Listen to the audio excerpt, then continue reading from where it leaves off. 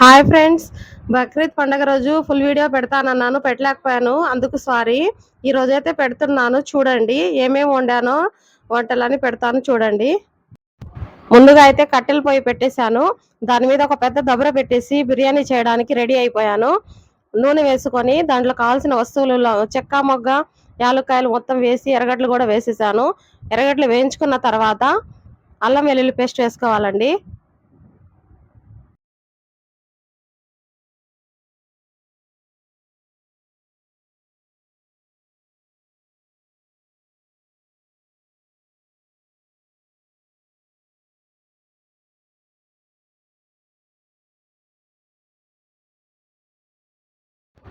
అల్లం వెల్లుల్లి పేస్టు దూరగా వేయించుకోవాలి. వేగిన తర్వాత టమోటాలు కూడా వేసుకోవాలి. అందులో టమోటాలు కూడా ఒక 5 నిమిషాల పాటు వేయించుకోవాలి. కట్టెల పొయ్యి మీద అన్నం వండితే చాలా రుచిగా ఉందండి. గ్యాస్ మీద వండిన దానికి కట్టెల పొయ్యి మీద వండిన దానికి తేడా అనేది క్లియర్గా కనిపించింది. ఎంత బాగా కుదిరిందంటే అంత బాగుంది. అద్భుతంగా కుదిరింది బిర్యానీ. పుదీనా కొత్తిమీర కూడా వేసుకుందాం. ఇవి వేగిన తర్వాత వెసురు పోసుకోవాలి. అందులో బియ్యం ఎన్ని వేసామో దానికి సమానంగా కొలత ప్రకారము వెసురు వేసుకోవాలి.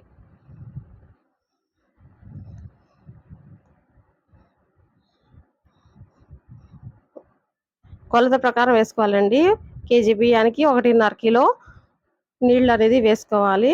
ఆ వెసట్లోనే ఉప్పు కూడా సరిపడా ఉప్పు వేసుకోవాలి. మనం బియ్యం అయితే ఎన్ని వేసుకున్నాం దానికి తగ్గట్టు సరిపడా ఉప్పు వేసుకోవాలి. ఇప్పుడు ప్లేట్ పెట్టేద్దాము. బాగా వెసురు వచ్చేంత వరకు 2 నిమిషాలు వచ్చేసిద్దండి. కట్టెల పొయ్యి మీద వెసురు అయితే గ్యాస్ మీద లేట్ అయిద్ది.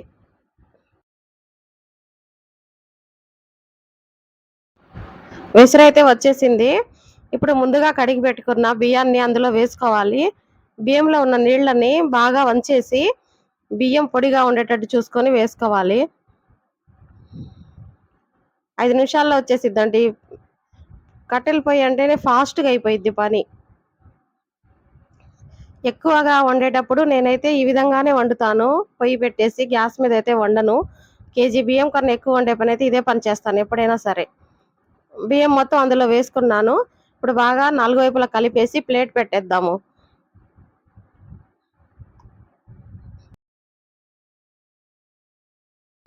చూసారా అన్నం ఎంత బాగా ఉడికిందో. నీళ్ళైతే ఇంకొంచెం ఉన్నాయండి. ఆ నీళ్లు కొంచెం ఉండగానే ముందుగా చికెన్ అనేది వేరేగా వండుకున్నాను కర్రీ. ఆ కర్రీ అందులో వేసుకోవాలి. కొంచెం కొంచెంగా వేసుకొని ఆ కర్రీలో ఉన్న నీళ్లు లోపలికి పోయేటట్టు ఆ చెంచాతో మధ్య మధ్యలో ఆ నీళ్లు పోయేటట్టు చేయాలి. ఈ విధంగా చేసుకుంటే చాలా రుచిగా ఉండిద్ది. ముక్క కూడా టేస్ట్గా ఉండిద్ది. ఆ నీళ్లు మొత్తం లోపలికి వెళ్ళిపోయి ఆ మసాలాతో అన్నం బాగా రుచిగా తయారైద్ది. ఈ విధంగా మసాలా లోపలికి వెళ్ళేటట్టు చెంచాతో చేసుకోవాలి. ఈ విధంగా చేసుకుంటే బాగా 4 వైపుల మసాలా అనేది పట్టిద్ది. వీడియోలో చూపిస్తున్న విధంగా చేయండి. అన్నం అయితే రెడీ అయిపోయిందండి. ఆవిరికి వదిలేయాలి. ఇప్పుడు ఆవిరికి వదిలే ముందు ఇంకొంచెం నెయ్యి వేసుకుంటే 4 వైపులా చాలా బాగా రుచిగా వచ్చేసిద్ది. ప్లేట్ వేసేసాను. ప్లేట్ మీద నిప్పులు తీస్తున్నానండి. నిప్పులైతే ఇలా తీయడం వల్ల పైన అన్నం కూడా స్మూత్ గా వచ్చేసిద్ది. పొడిగా లేకుండా స్మూత్ గా ఉండిద్ది. చాలా బాగా వచ్చిద్ది అన్నము. ఈ వీడియో గనక మీకు నచ్చినట్లయితే లైక్ చేసి సబ్స్క్రైబ్ చేయండి ఫ్రెండ్స్. గోంగూర పెరుగు చట్నీ కూడా చేశాను. అది వీడియో తీయడం అయితే మర్చిపోయాను. ఈసారి తప్పకుండా చేస్తాను.